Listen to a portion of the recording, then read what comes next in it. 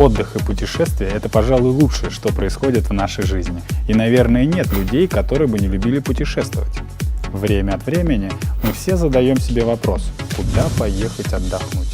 В голове сразу возникают картинки Турции, Египта или Европы. В принципе, неплохо, но есть объективные минусы.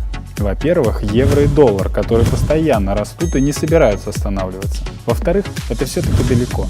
Надо лететь, а значит надо планировать эту поездку заранее. Отпрашиваться на работе, менять валюту, в общем, много всяких приготовлений. Но что делать, если вы ограничены во времени, не хотите никуда лететь, но при этом хотите отдохнуть качественно и недорого? Посмотрите вокруг. Может быть, Подмосковье? Нет, справедливо скажете вы. В Подмосковье нереальные цены.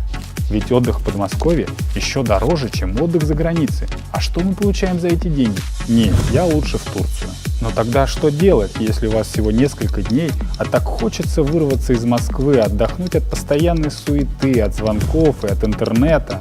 Я предлагаю вам открыть отдых в Беларуси. Да-да, вы не ослышались, именно в Беларуси. Не верите? Если честно, еще пару лет назад при слове «Беларуси» у меня тоже возникали не самые радужные ассоциации. Каково же было мое удивление, когда, направляясь в Европу, я на пару дней остановился в Минске. Я увидел совершенно другой город, нежели чем представлял себе.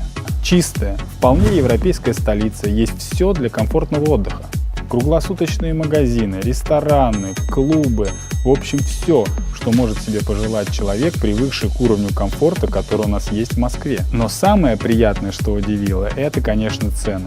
Цены в Беларуси не перестают радовать меня до сих пор. В среднем в 1,5-2 раза ниже, чем московские. В Минске я впервые почувствовал себя настоящим рублевым магнатом. Да-да, так приятно сорить деньгами, когда ты понимаешь, что даже если очень будешь стараться, не спустишь весь бюджет поездки. После своего положительного опыта с Минском я еще много раз возвращался в Белоруссию.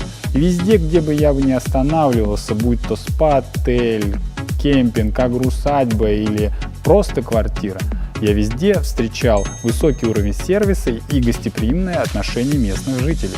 Я люблю ездить в Минск на машине. Да, у меня хорошая машина, и мне нравится, что не надо сбрасывать скорость до самого Минска, что дорога прямая как линейка и нет границы. Я могу еще много что рассказать вам о Беларуси, но лучше откройте ее для себя сами.